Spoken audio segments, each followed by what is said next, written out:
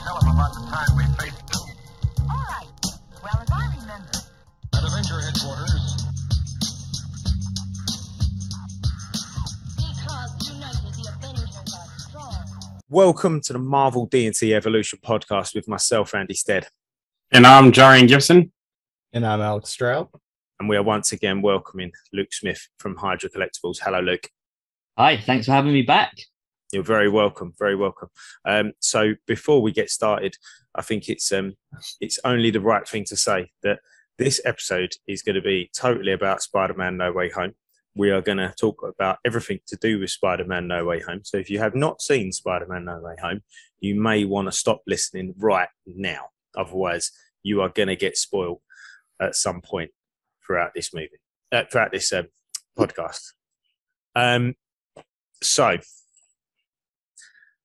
Where do we start? I don't know. I don't even know where to start.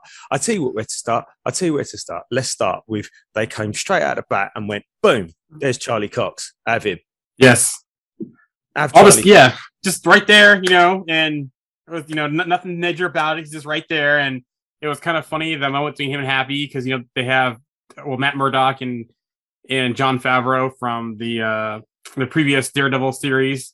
Mm-hmm. So there's a little funny moment there between them, but yeah, it was kind of right there in your face, the early big surprise, and I think that was one of the loudest reactions in the theater besides one of the other Spider-Man. I saw it. Yeah, I was. I think what surprised me more, it didn't surprise me that he was in it really, but it surprised me that the manner. It was just like so nonchalant. It was like, oh yeah, there he is, and it was like, oh. Wait a minute, it's only been going 10 minutes. What are you doing? Half the theater gasped in like my movie theater. So like everybody was like, oh, like it was so funny. It was awesome. I tell you what else is interesting about that as well is that, I mean, I don't want to get into a canon and non-canon conversation, but obviously Charlie Cox, as Matt Murdock, was in No Way Home before any multiverse problems or issues. So obviously he's already there. Aside from whether the Netflix shows the characters got that history or whatever, he's already there, which is really interesting. Obviously already, he caught the brick, didn't he? So he's obviously already got his kind of, his understanding, and he's not unpowered or anything like that. So I thought that was really interesting. And obviously, and little spoiler for Hawkeye episode 5, the very ending, if nobody's seen it, so maybe just skip ahead 20 seconds if you don't want to hear this bit, but Kingpin showed up at the end of that as well, so obviously he's in that universe as well at the moment. It'll be interesting to see how they relate to each other. I'm sure this episode, season finale of Hawkeye on Wednesday, we'll find out more where Kingpin and Daredevil, Matt Murdock are in the MCU and what the circumstances are. Yeah, before we get stuck too far into No Way Home, I was thinking, and we'll talk about this, or we would have talked about this on another episode, but I've got a feeling we might see another little connection, maybe. Not a big one, nothing that's going to ruin anything, but just another connection between No Way Home and Hawkeye, because, we'll talk about the time that they happen in a little while, maybe, but I think we might see another little connection there. Well, there was a rumor that Charlie Cox was supposed to appear in Hawkeye, but filming in schedule issues. So I don't know if that's true or not, but it was a rumor that was out there. So we'll see. Well, there we go. Then that's kind of proves my point that there might be that little connection there. But onto Spider-Man himself. One thing I want to touch on, because it was a really big point that we made last week with you, Luke, and the point that you brought up that I must admit I hadn't really thought about before until you brought it up. That we said last week that Tom Holland's Spider-Man hadn't lost anything. He'd been given everything. He'd been given everything. He's a millionaire who's given you everything. He's got a great suit. You've got everything you want. You haven't had to battle. You haven't had to struggle through anything. Well, that doesn't hold up right now, does it? He's lost pretty much everything. Yeah, no, absolutely. So before I say anything else, I'm just going to say that I am a huge Spider-Man fan. I have so many comics, barring 2 out of the entire collection. So before anyone throws any hate my way, I just want to say something, right? This was a great film. This was an epic film. But if you take off the nostalgia goggles, if you just look at it as a set movie, it's certainly the best MCU Spider-Man movie, but it's not the best Spider-Man movie. It still doesn't even come close. What I am most excited about this film was the end. And that's not because I wanted it to be over. It's because it gave us a soft reboot to give us the Spider-Man that we all want moving forward. So this whole thing within the MCU has been Spider-Man's origin story, and that's fine. It's the MCU version, but now moving forward, this little soft reboot, and we'll get into some other characters from the end credit scenes a bit later, but they have also got a little soft reboot, which means that we can now move forward with these Sony films outside of the MCU with the Spider-Man that us original old school fans want to see.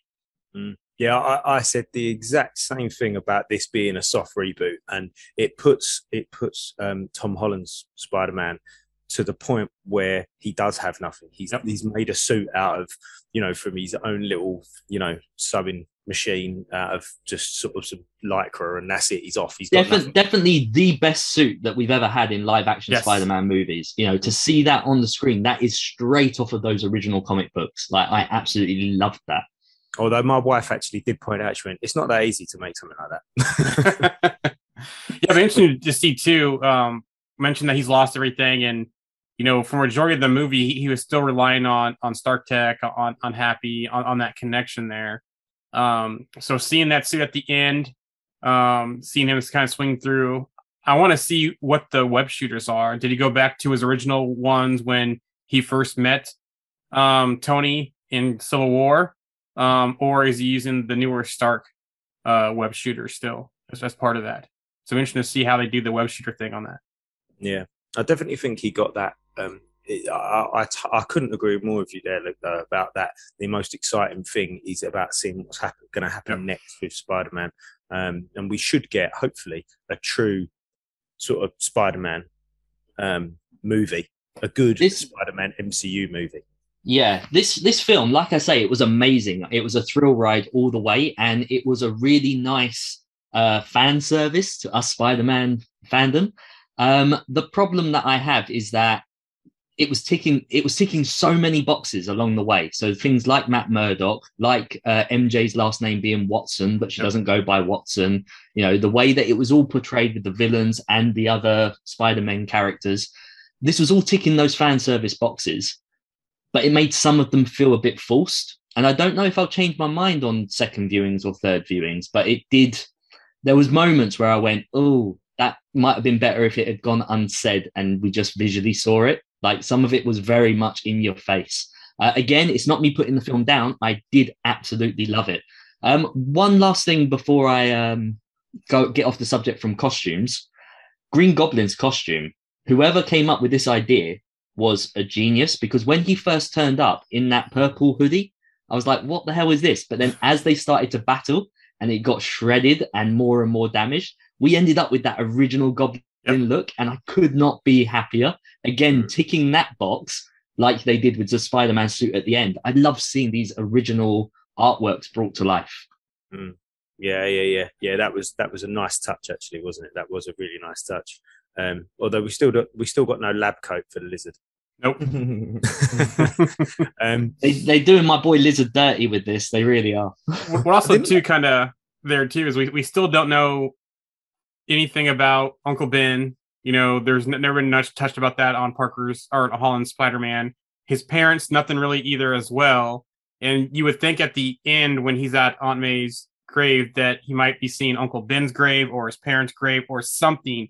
Some kind of tie back to that, and hopefully the freshman year animated series gives us some kind of answers around that, because so far this arc, there's nothing. Even when they talked about Uncle Ben, they really didn't. It was Aunt May. It was all Aunt May on Holland's side. Yeah. Now, right. Okay, hold on then, because I've just thought about something. Have we ever heard Uncle Ben? But like Peter's Uncle Ben, we have one mention of Uncle Ben once in the MCU. When was that? I think can't it's in the remember. first movie. Yeah, I think Homecoming. it's in Homecoming. And in what context? It's a throwaway line. Like Yeah. I think was like Aunt passing May context. just mentioned something about him. Yeah. So Yeah, what? So and they've got the briefcase too with Yep. his initials on it. Yeah, that's about it. I Yeah. wonder. This would be a curveball. Wonder whether he's not dead. Huh. I mean, I wonder whether he's going to turn up. I mean, Well- because even when they was all like you said, Luke, when they was all talking, what you said, Joe, when they was all talking about Uncle Ben, we still never heard Holland say anything about Uncle Ben. Nope, it was all Aunt May. Yeah, Yeah. he wasn't. Oh yeah, I had an Uncle Ben as well. You know. Yeah. So And that so, was, go ahead. no. I was just going to say that'd be interesting to see if he turns up. I'm still not convinced that killing Aunt May off was the right choice. I know we touched upon that last week, and I mentioned that I could see them doing it, but I don't Yep. think they should. Sure enough, they went there. You know, having everyone forget who Peter is fine, but Aunt May is such a pivotal character. I mean, even in the comics, this is why they have brought her back time and time again. They've tried to kill this old broad off many times, and they keep bringing her back because she's needed. She's a essential part to Spider-Man's story. So, you know, these love interests like Gwen Stacy and MJ and Felicia Hardy and all that, they can come and go, but Aunt May is the number one girl in Peter's life, and she Yes. needs to be here. They're talking. Let's get stuck into that death scene. It looked like it was going to happen, and then you thought, oh no, maybe it wasn't going to happen. Maybe she's all right, and then it was like, oh no, yep, she's going to die. And it was quite touching. It was. I think Holland done a good job of acting like a child. I know that sounds. I'm not. He did act like a kid. You know, he's like, what are you doing? You know, what are you doing? Wake up, talk to me. You know, he didn't quite understand. I mean, he did understand, obviously, but it was that very immature way of dealing with death. You know, of someone dying. And speaking of that scene, can I just give a shout out to William Dafoe, because that scene, him fighting Parker, you know, the whole arc of Osborn in this movie, you know, just as incredible. I think that was the best, even from the past movies, that was the best Osborn Goblin I think we've seen on screen. Yeah.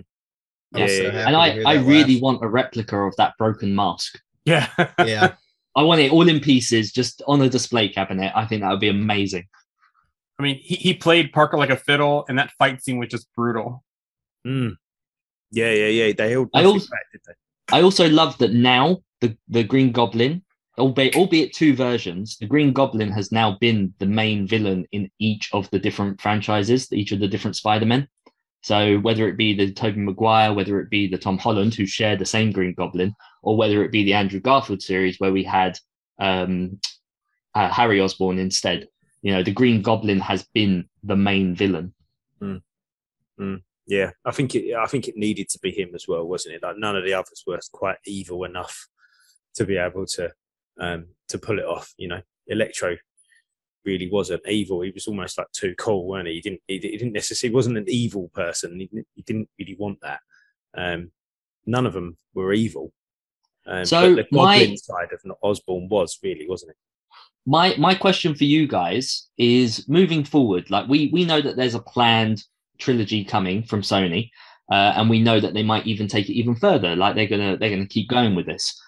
But do you think that having these 5 villains in this movie means that they are done now and we're not going to see them again? Because I, for one, find it really hard to see Tom Holland meeting, say, another Sandman and being like, hey, I know you're not like this because I met a version of you before. Like, it's just going to tie it too much to this other movie, and they're trying to get away from it. So I'm just really concerned that we're not going to get those characters again. I mean, to be fair, there is a very vast villains gallery. There's a massive rogues gallery, plenty to choose from. But these are such iconic villains. It'd be such a shame not to have them done in their own right. So I think we probably might see versions of them down the road, but not anytime soon. I think the purple, they're coming through. I can't stop them scene was Strange, where we saw some silhouettes. I think they're going to focus on those more recently. So, you know, because we saw a proper Rhino costume in there. We saw Craven. My son thinks we saw someone with claws. We thought it was Black Cat, maybe. And also we saw a proper Scorpion as well. So we still have the Mac tees from the first Spider-Man film that they never followed up on. I think there's the Chameleon tease as well from Far From Home that we haven't followed up on. They're doing a Craven film. They tease Rhino and Black Cat in the Morbius trailer on the Daily Bugle. I think we're gonna start seeing more of those type of villains. We'll see Vulture again.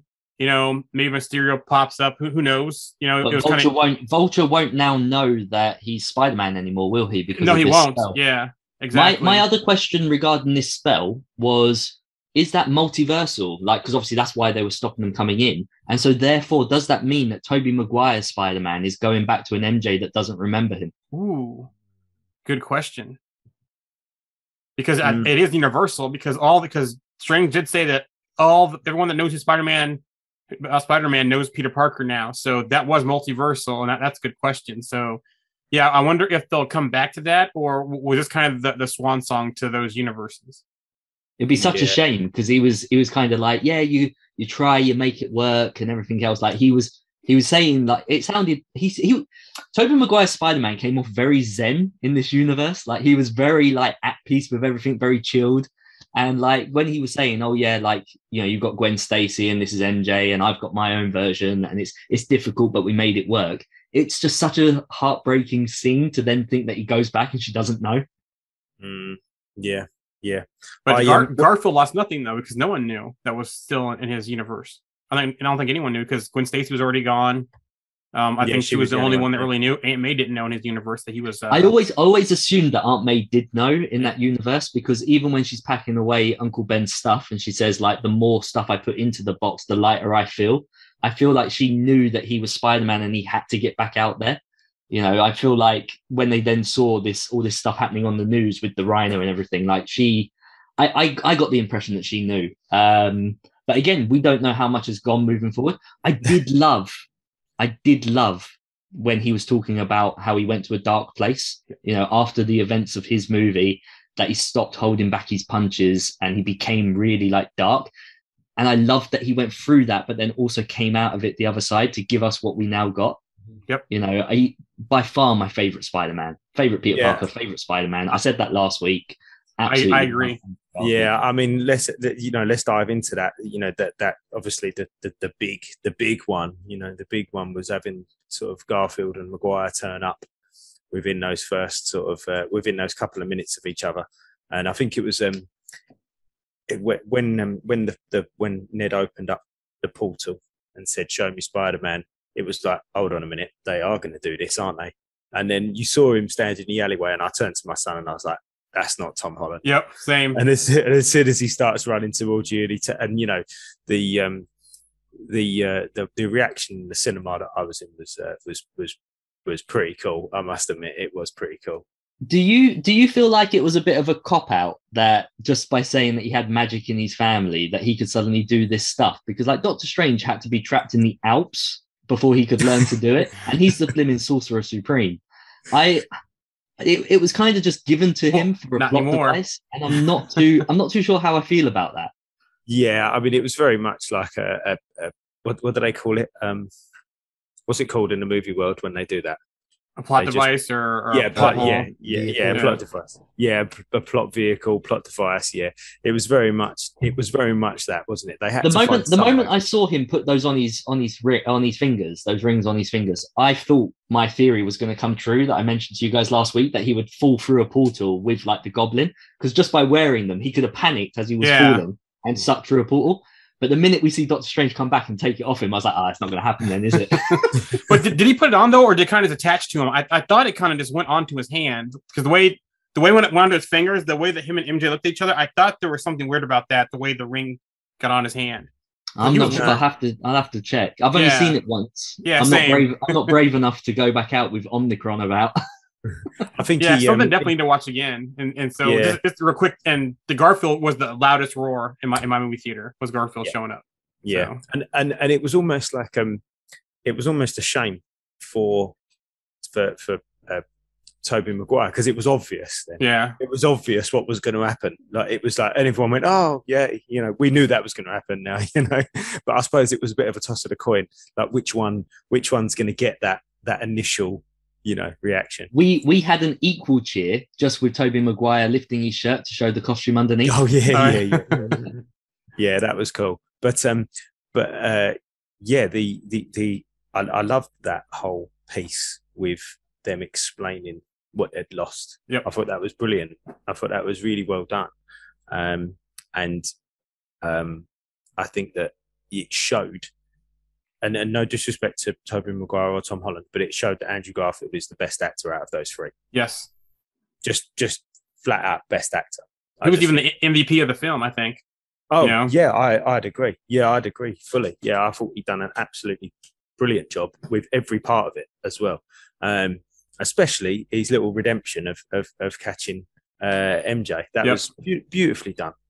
I really hope that Sony are brave enough to go back now and give us Amazing Spider-Man 3 with Andrew Garfield.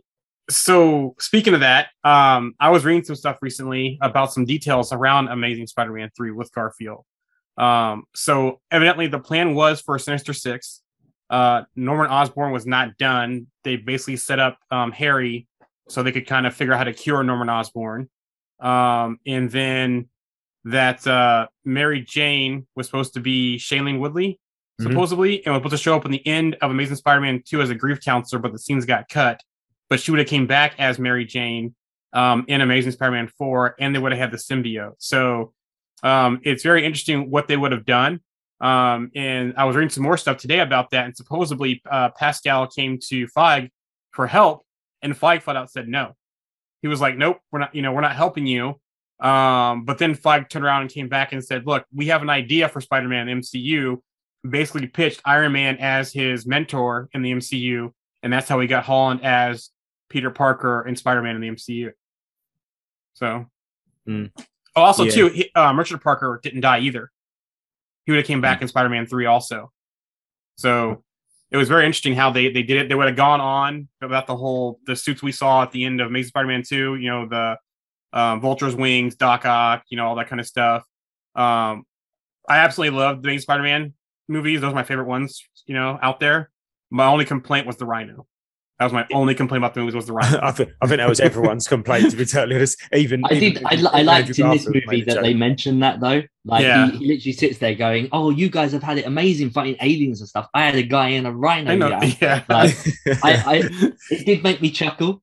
Again, this is why I'm not too sure about it being a great movie all the time. Because again, if you take off these nostalgia goggles and you've heard the jokes all these number of times, I wonder after like the 4th, 5th, 6th viewing, if a lot of people still think it's the best one. I'm not convinced personally. I look at it as a whole. I think the Holland arc in the MCU, this kind of put the cherry on top of it, and as a whole, it's a really good, I think, series. But I'm still going to go back to Garfield series. Yeah. Talking about these villains and their returning home, the whole point of this was to cure them, and then they wouldn't have to die when they were going back. That's not quite true, though, is it? Because Dr. Octopus is going to arrive right back where he left, which is where he's going to have to die. Because he literally talks, when they're on the bridge fighting, he talks about how he had Peter by the neck, his device was going on. So if he's going to go straight back to that place, he's still going to go back and die. Well, possibly, though, because at that point, because remember, he had to overcome, when he had Peter by the neck and to take the device, he was still under the control of the arms. So at this point, he's going to go back in full control of the arms himself, and maybe he can formalize a better plan with Parker to fix what's going on, possibly. I don't know. I'm just thinking out loud. Or maybe it's simply that what happened, and so it wasn't him gaining control, it was him coming back with the arms fixed, and therefore he could always stop it. Yep. And speaking of Doc Ock, his arc in the movie was just interesting, right? So coming in, fighting Peter, thinks he's Maguire's Peter. The nanomites or nanotech from his suit kind of help fix him, or help not really fix him, but they were able for Parker to control the arms. And then just the dialogue from there, and then them actually curing him, and that moment with Electro at the end, just thinking that he's going to step in to finish off the other one of the Peters, and he ends up, finishing off Electro. Well, not finishing off Electro, but getting the reactor out of his chest. I think the nanotech going onto him, I thought that was hilarious, and it was Yeah. like, yeah, pairing new device. Yeah. please hold. Please hold for Bluetooth. one moment. Yeah, You know- Bluetooth connection. Yeah, I quite like that. And then Peter's whole sort of demeanor was kind of like a little kid, like laughing the fact that he could control his dad. Do you know what I mean? I thought that was quite funny. That whole bit was just, he was like, he had this little smile on his face, didn't he? He was like chuckling away to himself. But yeah, I think that was interesting. It was quite obvious when he come back he was going to help. Yeah. You know. Well, and then even Sandman's arc also, because it's kind of funny. Sandman came in evil, or came in good, turned evil. Doc Ock came in evil, and turned good by the end. So it was. Yeah, so I don't really like buy that with Sandman. Sandman didn't necessarily turn evil. He just wants to get back to his daughter. True. So Yeah, he wanted to push that button and get rid of everyone. No, so they could go back home. He didn't care. It wasn't so much that he was evil, because each of these villains, they weren't working together. They were working by themselves. Yeah, like true. not once did they team up. I mean, Lizard, my favorite character of all time, really been done dirty in all of these movies, but he was the biggest bench warmer going. Like he didn't really do anything. No. But no, Sandman very much just wanted to push that button and get back home to his daughter. So I didn't see him as a villain. He just had a different agenda to everyone else. That's a good point.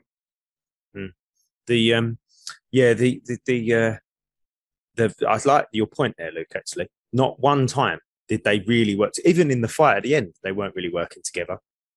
They just sort of were smashing. Yep. So that's a really good point, actually. At not one stage did they ever sort of go, yeah, let's all do this together and we'll be able to win, which is a shame, actually, because I thought we was going to get something along the lines of the death of Peter Parker in the ultimate Spider-Man. That when Goblin breaks, they'll break out of prison and they all work together then to take him down in the Ultimate Spider-Man. I thought we was going to get something along those lines, but they never really had that sort of conversation. I thought we was going to get them all kind of not around a table, but in a room, like, and having a chat together. But that never really happened, did it? No, not really. It was great seeing them all in that room together at Happy's apartment, but it's not in the same context. So, to have the master planner and planning out what they're going to do and everything. This was literally just a couple of them questioning if this was okay or not to give up their powers. And that one guy just going, no, it's not okay. And then we'll then jump on board. Good fight, though. It's a good Very fight. good fight. Good fight scene. And like Jarin said actually earlier, that he didn't hold back, did he, Willem or Green Goblin? Smashed Peter all over the place, to be totally honest. And I did hear somewhere along the line that Willem Dafoe done a lot of his own stunts. Oh, wow. I don't know how true that is, but I did hear somewhere along the line that he did a lot of his own stuff. That was one of his kind of, not stipulations, but one of his requests, that he was able to do a lot of his own bits. And I know that Alfred Molina also said that he enjoyed what the CGI could do for him, and it kind of gave him a bit more freedom, as in like he's what he was able to do, because obviously he's must be nearly 70 now, I should imagine. But yeah, so that was quite cool. But looking at the Peters and their interaction with each other, there was sort of the three main interactions, wasn't there? There was obviously the one on top of the school, which we've kind of spoken about, where they all shared their grief. Then there was the one when they was all in the lab. Yep. That whole kind of, and it was great to see them all working together and all being geeky scientists and doing that whole thing. And then when Ned was like, "Oh, Peter," and then they all said, "Yeah," and then it was like Peter Parker, and I was like, "Yeah." Spider-Man, yeah. I thought that was really cool. That was really well done. And the whole, when Ned asked Maguire about his best friend, did you have a best friend? Yeah, I had a best friend. He died in my arms. It was heartbreaking. I love that we got to see the different sides of Peter Parker that we've all grown up with over the decades, because, having Tom Holland be like the mathematician and then having Garfield be the scientist, we saw the different elements to the same character, which means that there really was a Spider-Man for everyone to connect with. We saw the different geeky sides all kind of brought into these three characters. So I absolutely loved seeing them on screen. Mm. It was also funny too. Oh, go ahead.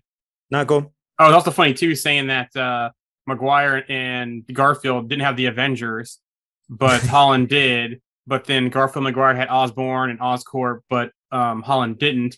And then Maguire kind of had that throwaway Doctor Strange line in his series, and so now Maguire gets to meet actual Doctor Strange in Holland's universe. So that was kind of interesting too, as well. Yeah, I love that you thought the Avengers were a band. Yeah. Yeah, that was great. So that interaction as well at the end was really cool when they said about what obviously they started working together and they was called Peter 1, Peter 2, and Andrew Garfield went on Peter 3. Fine. Yeah, and there was a fantastic scene. I think it was it just before the scene, the trailer one where everyone went, there's definitely 3 Spider-Mans in that one, where I think it was Holland's Peter was swinging the other 2 by web shooters, by his web shooters, by his webs, and he was swinging them, and I was like, that is quality. I love that. That looked brilliant. It was one of those really satisfying scenes where you just like, yes. It was great. Oh, we're talking about web shooters, the whhole web shooter conversation. Yeah. That was hilarious. You're a block, or does it come out anywhere else? It was really funny. It kind of reminded me of seeing like the 3 of them fight together at first when they're like, we're very disorganized in our fighting skills, like on how we're all working together. It kind of reminded me a little bit of like a Teenage Mutant Ninja Turtles kind of like thing, because it's like organized chaos almost, like everybody's like working in their own way, but it works out, but it's not ideal, but it's kind of what we're trying to do, Yeah. Again, that's the whole that was the whole sort of thing that the villains didn't get. They didn't quite understand it, did they? Like if they would have worked together, they would have probably won quite easily, but they didn't. They was all working for themselves, which I kind of think was probably the point, wasn't it? Like the Peters were not working together. And then when they decided, and it was like you said, it was kind of working out, but they weren't really getting anywhere. It was just they were just fighting, weren't they? Yeah. And it was only when they actually went like, let's work together and let's come up with a plan and let's work as a team, and we'll be able to finish this thing, rather than just keep going on and fighting and destroying stuff. So I think, that was really cool. But I really liked, just generally speaking, I really liked the interactions between the 3 actors. I thought they were very good, and very sort of sharp dialogue was excellent. I tell you what else I really liked as well. I really liked, and I'm really disappointed. And I know we've spoken about her death, but I really like Marissa Tomei. Is that how you say her name? I really like her. I think she's a really cool actress, and I'm disappointed that we won't get to see her again, because I think that she was a good Aunt May, and she was a good addition to that dynamic. So I am disappointed that we won't get to see her again. Just generally speaking, really. Yeah.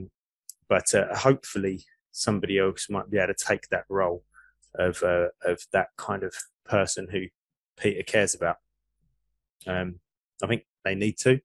He needs someone. I mean, this is the reason why within the Marvel Universe, I'm not going to say strictly the MCU, but within the Marvel Universe, Peter Parker is one of the very few people that has a secret identity, and he only has that in order to keep his loved ones safe. Yep.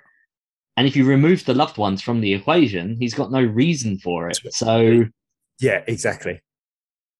What's the point in having a secret identity? Yeah, like I almost wonder what the implications are in the Multiverse of Madness, and if the Multiverse of Madness will change anything with the outcome of No Way Home. So, I mean, that was where I was going next, really, was the sort of spell at the end with all the fractures and opening up the different multiverses. Do you know what? I couldn't help think, Luke. I just could not help think, in a moment, we are going to see everyone. Everyone's coming. We're going to have Chris Evans flying through. We're going to have Jessica Alba. We're going to have Hugh Jackman, Patrick Stewart, James McAvoy. They're all coming. I thought it was going to happen. I really did. Honestly, I thought it was going to happen. I can't win them all. Some of my theories came to fruition, and some of them didn't. But I'm very happy with how this did pan out. Yep. I really am. Because what I started thinking about was how this does all tie into the other Marvel projects. And I was thinking, so we knew that as he was swinging through quite early in the film, he was swinging through a shopping mall and it was playing Christmas music. So we know that ties in with the Hawkeye timeline. Also, Rogers. we saw multiple pictures and posters for Steve Rogers the musical, which again ties into Hawkeye.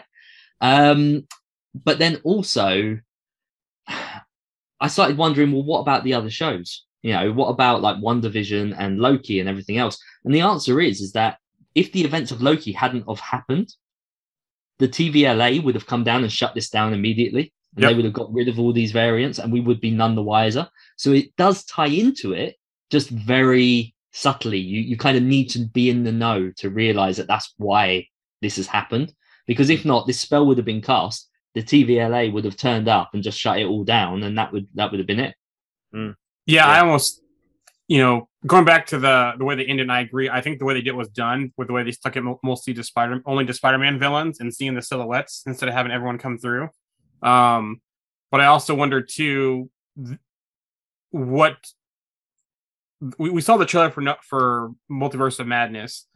Obviously, there's some consequences for Strange, and we know in the comics there's usually a governing board for those consequences. So, since we're missing a TVA, it almost sets the stage up for them. I'm not going to say it, but you guys know who I'm talking about. So a lot of people who I've spoken to about this movie said that Doctor Strange was being a bit nasty and wasn't his like nice self.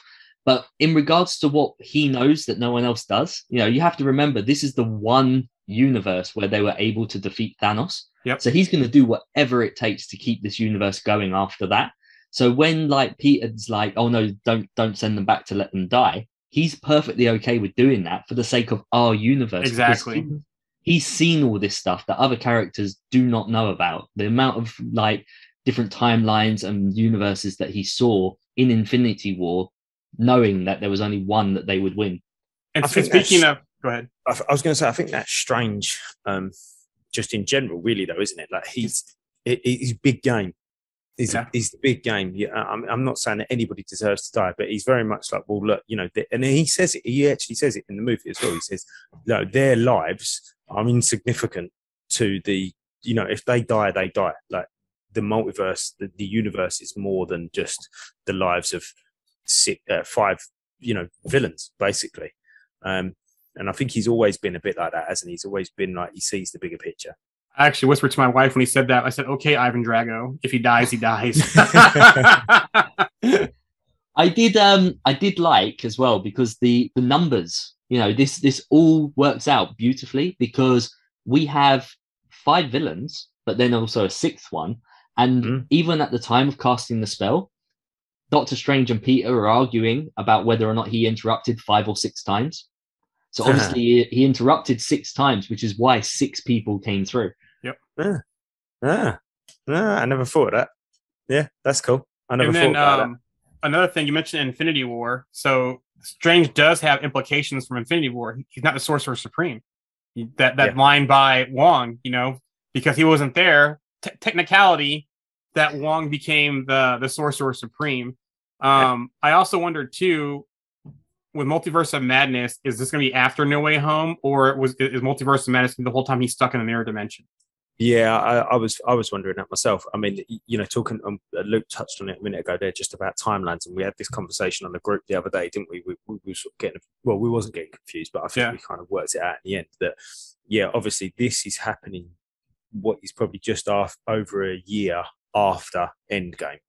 So a year and a bit after Endgame, at the exact same time, or literally just before Hawkeye.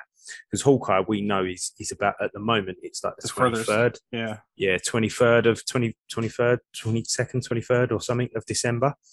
And we know it's 2024 because that happens a year or so after.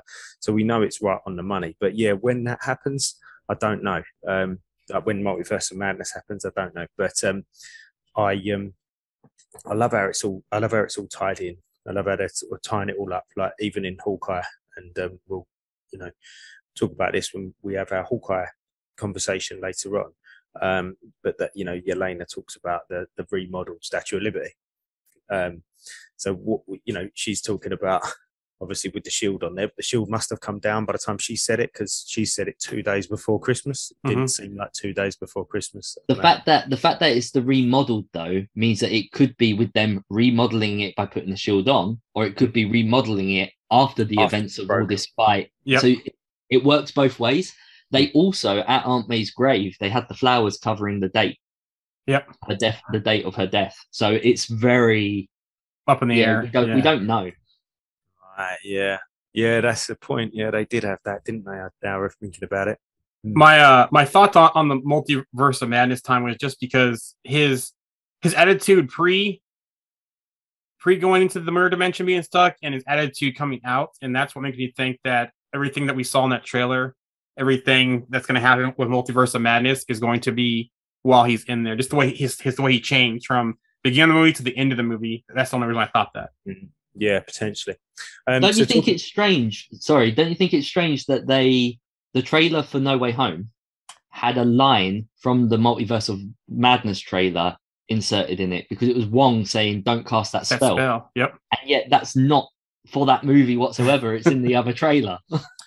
Well, talking about trailers, once again, we had a lot of misdirection in the trailers, didn't we? You just can't trust the trailers anymore. No, there's no point. Yeah, because we obviously didn't see any of that.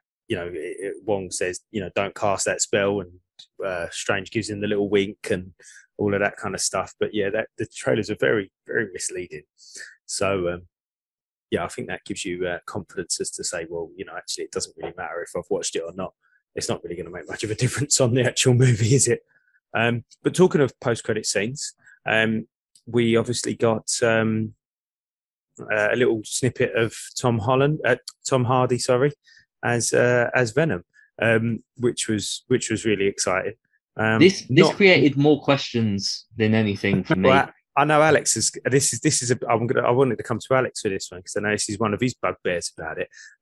But I was really excited about it, and I was like, I don't know why my brain wouldn't compute this. It just, I don't know why I was thinking, oh, brilliant, yeah, great. Venom's going to be in the MCU now as Tom Hardy. This is going to be brilliant. And I'm like, hold on a minute, but we've literally 3 minutes ago just seen him send everybody else home. Why is he going to stay here? And then I was like, oh yeah. So I got all disappointed, and then over to Alex, because I know he's got a lot to say about this bit. The little piece of the symbiote that's left behind, it's left on the bar or whatever after he's sent back to his universe. It just really bothered me because I was just the spell. Why does the spell send all of the symbiote except for that little piece back? You know what I'm saying? Why does it leave that little bit, but it sends everybody else back? And it just made me think, I was like, does this mean that there are other things, that other people maybe that were left in this universe? Let's say, we talk about Love and Thunder coming up. What if Mjolnir from another universe crashed on, in this universe or something? Just saying different artifacts or beings or whatever, My only thought to that is that that we already knew before that Venom itself already seemed multiversal itself, because when Hardy came over at the end of Venom already knew about Peter Parker, the hive mind of the symbiotes, that kind of stuff. So maybe that hive does expand multiple universes, and that's why it could have been left behind. My other thinking too is that since he's gone, is the symbiote going to find Peter Parker, and we're going to see Peter Parker at some point in the Venom black suit, or are we going to see Flash Thompson become Venom and be Agent Venom? I think it's another way to look at it, and obviously it's making some changes to the original source material, but maybe this is just an offspring, which is why it can be born and left, and then the father figure, as it were, go back, leaving this one behind. I think it's all a bit of a convenient cop out. It's kind of like everyone's going to be excited because it opens up the potential for a new Black Suit Spider-Man, or like you say, an Agent Venom, even another Eddie Brock. It opens all this up to have that. I think it's more along the lines of Kevin Feige pretty much said, we want some of this symbiote action. So, you can have all this, but we want to keep that here. Whether or not it means that, say if Peter does get the black suit, this is a small section of it. It's like whether it be Offspring or a small section. I don't think it's going to have the inner monologue voice. You know, he's just That's going to a have the shame. black suit with the additional powers. And then say if he keeps that throughout these 3 movies, and then they decide to do Secret Wars, like in like 5-6 years time or whatever it might be, that might be when they pull these multiversal characters again, which means that, you know, Tom Hardy's Venom will then come back into that, and he will take back that bit of symbiote and it will reabsorb back into him. And that's how he will then have the spider on his chest and everything else moving forward. So that's kind of the only options that I can see. That's kind of the only way that they're going to do this, because with Tom Hardy back in his own universe, it means that he's not going to be around for this at all. So I think it's literally just Marvel getting that symbiote. What they do with it, I honestly don't have any idea, because let's face it, they're bringing it into the Marvel universe, but Tom Holland's Spider-Man, even in his own Sony films, is still going to technically be in the Marvel universe, albeit not an MCU movie. Well, it gets complicated. Well, we'll have to wait and see what happens there. Yeah. Because it could go any way. I mean, at the moment, he's still in the MCU. Well, still there. So the Rothman did make a comment about that at the premiere, saying that they have one more Lynn back to Marvel on the So I Spider-Man. think will be Secret Wars. Well, I there's think that link there's back that- will be years down the line. But they also said recently, and Feige said that they are working together for Spider-Man 4. So it sounds like they have a deal in the works. I know both Pascal was very excited to continue to work with Marvel. Feige wants to work with Sony still. So I think they're working that deal because they both have made comments about Spider-Man 4 in the last couple of days. And so I think we're going to move forward. Whether that's going to be Holland back over, them continue to help Sony make the movie as a joint venture, them bringing somebody else in because, maybe Morales comes back in because there was another crack joke about Miles by Electro. I enjoyed that. Yeah, I thought that was a nice, because that one didn't seem too forced. Out of all the little check boxes that I said, some of them felt forced. That one was very natural. Like he made a compelling argument. You're helping poor people, you live this part of town, this, that, and the other. Like he related, so it made sense for it to be that way. This film very much did draw that line in the sand of defining what was Sony and what was MCU.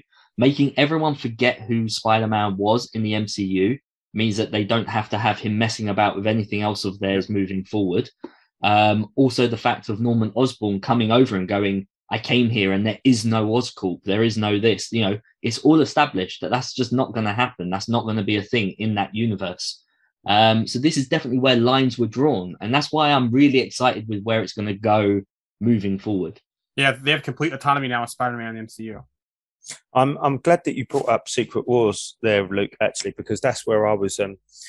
I wasn't necessarily thinking that this was going to happen until this movie, and now I really do. I think this is going to be a way in a couple of years. Well, I say a couple of years, a few years down the line, where they're going to be able to take all of these different things that have been happening over the last, or will happen over the next few years, and just literally do exactly the same as what happened in the comic books. They've gone, well, look, we've got all these different timelines and versions and universes.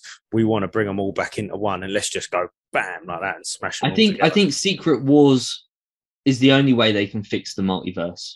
So at the moment we had the Infinity Saga that lasted like 10 years.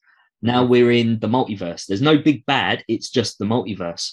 And I feel like Secret Wars is the way that ends, And so at the end of Secret Wars, just like with the comic books, with the Ultimate Universe and Miles Morales staying in the 616, I believe that at the end there, they will literally make their deal and Disney or Sony or whoever else will be able to pick and choose and go, right, these guys are staying long term. The others, we're done with. Their stories are finished.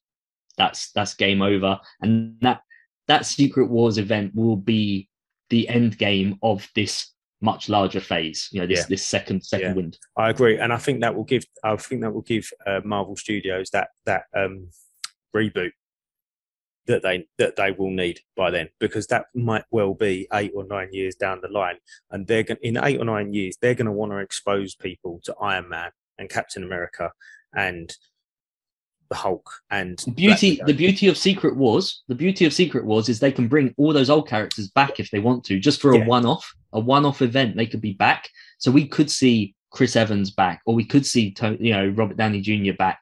We can see these guys come back.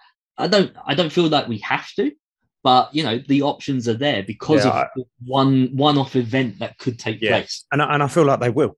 I can't see, when you think how big of a money spinner merchandise is, I just can't see them never producing another Captain, like Steve Rogers Captain America toy. I can't see that not happen. I can't see in 10 years' time that they're not gonna, and to do Secret Wars, it's a way of rebooting without rebooting. So without saying what's happened before this doesn't mean anything. Yeah, they're basically saying what happened before this doesn't mean anything. We're starting again. It's exactly the same as what happened. It's exactly the same as what happened. So the original Secret Wars was all hosted by a character called the Beyonder. For anyone who's listening that doesn't know, I think they're going to do away with the Beyonder, and this will be Kang. I think Kang will come over. He'll be sorting everything out, and they will make a deal. They will host this game, this Secret Wars, this challenge. And if Kang wins, he gets to do whatever he wants. If he loses, then it all goes back to normal. And I think that is how they will do it, because there's certain characters. You look at Kang, you look at Galactus, you look at these like big, huge characters that exist. They don't care about a little tiny planet. They'll make this deal and they'll just go off anyway, because you're never going to be able to kill them. You're never going to be able to get rid of them. They're just far too big for that. So yeah, I think a deal will be made, and that will be what eventually fixes the multiverse. And like you say, that'll be the full reboot that they can do to then do these characters all over again. And speaking of bringing people back, there's been really good reception to Garfield. Just reading stuff out there, really big reception. And I hope they don't wait for years to do Miles Morales, because I think Garfield will be the perfect person to be that Peter B. Parker role that we saw in Spider-Verse for Miles Morales. I want to see more Garfield, and I want to see him in that role. So, I want to see more Garfield as well. Definitely, 100% agree with that. I was kind of hoping in this movie, Secret Invasion, take that with a grain of salt with this comment, but I was kind of hoping that we would see people like kind of pop out of the multiverse, and we would see maybe the Skrulls like replace people that showed up that then disappeared again, or you know what I'm saying, like maybe have like a Skrull at some point way down the road, like maybe impersonate somebody that was here, you know what I'm saying, that like showed up. And I know this sounds weird, and this is like a weird kind of transition onto Secret Wars, but I was thinking about like, what if you brought back characters like Tony Stark, using like where you had like Robert Downey Jr. come back only to be like a Skrull that came from the multiverse. You know what I'm saying? Like something like that. With something like that, I could agree with. What I'm finding hard to think about, like a lot of people are going, oh, wouldn't it be great to have like characters that we've known for 10 years suddenly be revealed to be Skrulls? And I think that would be such a devastation. Like once you take away the initial excitement and shock of that happening, you're left with people who go, well, that was my favorite character, and it wasn't really them. Yeah. Like, I can get it with the Samuel L. Jackson thing for Far From Home. I like to believe that's just for that instance, and it wasn't him all along. Like, because you could just keep going and going, well, when did they swap over? I would prefer to just think it was just just then. Because if not, it's such a slippery slope. You're literally destroying people's beliefs, childhoods, and favorite characters by then turning them into something that they're not. That's why I think it won't be anyone major to be revealed. That's why someone like Maria Hill fits that bill, because she's not really major, she's not minor, but she's someone in the mix just enough who has ties into everything, being part of SHIELD, working for Stark. I think that's why she's a perfect person to reveal it as a Skrull the whole time. Sharon Carter. You mean the whole time, or for Falcon Winter Soldier? Yeah, maybe just for Falcon and Winter Soldier. Maybe not the whole time. Yeah, starting there, going forward, type of thing. But talking about Fury, we obviously got another Nick Fury little nod to Nick Fury there when he was talking to the damage control people, and I'm still convinced. So obviously, if we think about people rematerializing, and especially again, don't want to talk too much about Hawkeye, but in Hawkeye we see in Hawkeye at 5, we see Yelena getting dusted and then rematerializing. It's very instant, and she comes back in the exact same place. So if we think when Fury got dusted, we don't really know where he was, on the street somewhere, with Maria Hill, and then realistically, how long was it between then and the funeral, Tony Stark's funeral? A, a week, maybe, I don't know. So somewhere in that week, because we know in Far From Home that Fury, i.e. Talos, says to Peter, I saw you at the funeral. So when the Fury we see at the end of Endgame is Talos. Yeah, it must be, because he wouldn't, he said to Peter that he saw him at the funeral. So at some point in that week, that's when Fury's gone up into space, and he was where we saw him at the end of Far From Home with the scrolls on the ship. So it'd be interesting to see. I was surprised we never saw anything really to do with him in this movie. I thought they might drop something somewhere along the line of where he's at, because are we not, when are we going to see him next? It's going to be, we've got Secret Invasion supposed to be happening next year. Captain Marvel 2, maybe? But I mean, when he's, I don't know. It's be interesting to see. I thought we would have see something about Nick Fury in this movie. I really did. Maybe we'll see him. I'm still holding out to see how he eats his sandwiches, because he won't eat them a certain way. So I know that if we see that, then it means it's not him. Yeah. Also, one thing I thought about too, in that scene in Infinity War when he says "call control," was that damage control? He doesn't say damage control. He says "call control." So was that damage control then, or different control, or was that part of Sword? He says to Maria Hill when they're in the thing. Yeah, right, gotcha. Don't know. There was one thing I want to ask you guys about too, about No Way Home, about the Ned scene with his grandma and the magic. Did you guys notice that plaque with the knives or something they focused on for a second in that scene? What was that? Does anyone know what that was about? Because that was kind of odd to me. Yeah. But you know what I'm talking about though? Yeah, I know what you're talking about. Yeah, that was kind of odd to me. Like, was that some kind of Easter egg or clue to something? I'll have to watch it when it comes back out. But I've been thinking about that. It's like, what was that for? Is that any other hints to Ned going forward? Or something with his family? Sat on screen for a little while. There was like 3 or 4 seconds. It was just kind of like awkwardly just kind of sitting on the screen. Yeah. It was like knives or something on it. Yeah, it was like knives or blades of some variety. I'm not quite sure. So just in summary, in conclusion, as we sort of wrap this episode up, I'm gonna try and go and see it again, maybe in the new year. But I feel like I'm going to end up agreeing with you, Luke, that I really liked it. I did really like it. However, I think on a second watch, taking away the excitement of seeing Daredevil or Matt Murdock, taking away the instant excitement of the 2 Spider-Man reveals, Tobey and Andrew reveal. I think, and that sort of whole nostalgic thing, will I enjoy it as much on a second watch? Probably not. I don't think I'm going to enjoy it as much the next time I see it as I did the first time, which I know is not, that's probably obvious, but I think that drop's going to be more drastic than what it has been in other Marvel movies that I've seen. But maybe that's because it was so high. Maybe it's a long fall. Do you know what I mean? It's a long fall from all those nostalgic feelings to come all the way down to knowing that they're going to happen. I don't know. But I, as you said, excited to see where we go forwards.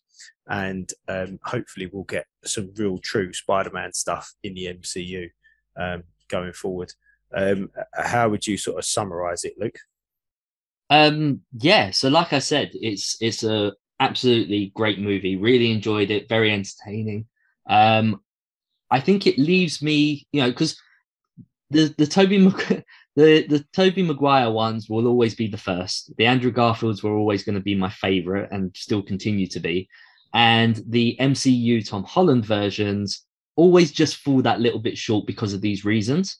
However, moving forward, this next trilogy, the possibilities are it's anyone's game now.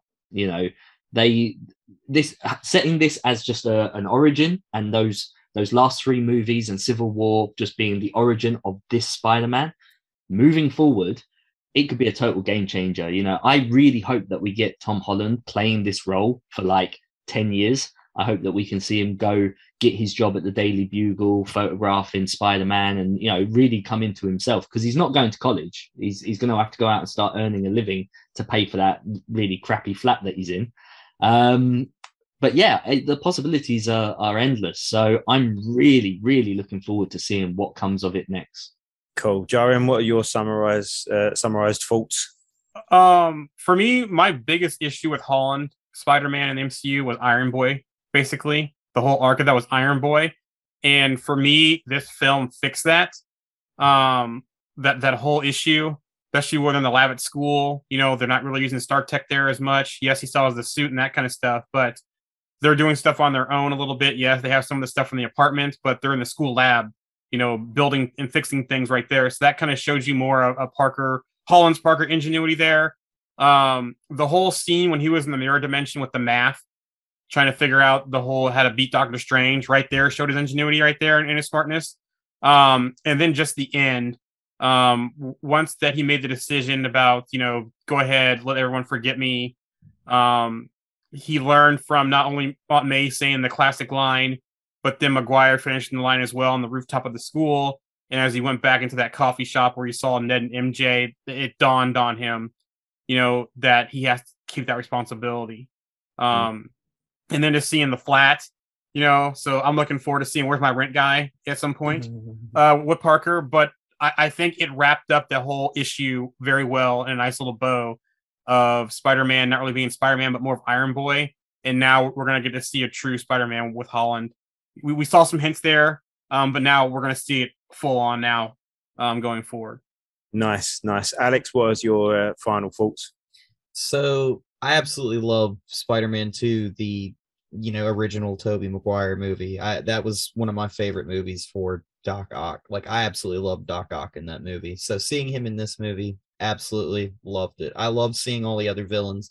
It was really funny. I walked out of this movie and I was first thinking about it, and I was like, so we've seen 3 Spider-Man movies in the MCU, but not one of them has really been one of a villain that was created by Peter Parker or influenced by Peter Parker.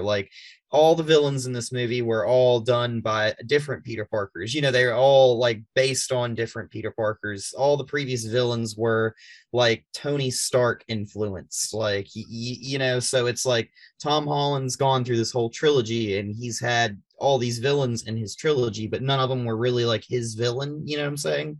Nobody really they were his villain, but they weren't really their qualms weren't really with him, I guess is what I'm saying. But yeah, I love this movie. It's still one of my favorite MCU movies because it fed the nostalgia, basically. And who doesn't like having their nostalgia fed? To the villain thing, though, you could say in this movie, for part of the movie, he did create Strange as his villain in this movie for part of the movie. Yeah. So one last thing that I want to touch upon, where do we think that Morbius lies? Which universe? Because none of those answers are there. He makes references to Venom, and yet he's in prison with Vulture, and yet there's a Tobey Maguire poster saying murderer on the wall. And there's Oscorp. I don't know where he is. Yeah. And there's Oscorp and the other company. Roxxon? No, not Roxxon. In the trailer, it's on the building there. There's Oscorp and the other. I'm going blank on the company name. It's a known company in Morbius too. I'm going blank on it. Not Feast, because Feast was no. So yeah, so we know that we know there's no Oscorp in MCU, so it's definitely not there. Yeah, so this is a variant to Vulture. This isn't the same Vulture. Wait, is it a variant, or for some reason did Vulture get sent over to Morbius' universe when that spell got casted? It's a massive mess, isn't it? Yeah. It really is. Well, look, I think we've picked that one apart quite well there, guys. So we could go on forever. There's a lot of little bits in this that we could extrapolate on, but these people listening have got other things to do. Look, it's been a pleasure having you on the last couple of weeks to talk about Spider-Man, and to just catch up with you again, and let us know what you've been doing. Just one last time before we do wrap up, just tell all the guys that are listening and watching where they can find you and your stuff. Yeah, so just before I do that, just thank you so much for having me on. I've really enjoyed these shows, from the very first one that I did with you to this Spider-Man No Way Home. So yeah, please, if you ever need me to come on again, I am here. You know, not just for Spider-Man, but for anything Marvel related. I've had a really great time with you guys. So yeah, I'm over at Hydra Collectibles over on YouTube and Instagram, and I put out all sorts of geeky content. I've just recently done an episode called Just the Keys, and I've been focused on the Kingpin because of his intro to the Hawkeye series. So if you want to find out what those key books are that you need in your collection based on the Kingpin, be sure to check out that video. And then I also done Oz with Flaws, which is a series based on low-grade comics, and they were all to do with No Way Home and Spider-Man. So that's another one for you guys to check out. So that's Hydra Collectibles over on YouTube and over on Instagram. Fantastic. And Hey, yeah, real quick. We'll have you back. Go on. That company was Horizon Labs. Horizon Labs. Righto. Right. Thank you for coming on, Luke. And yeah, we'll most certainly be having you back on sometime in the future. All right. Thanks, guys. Take care. Why don't you tell him about the time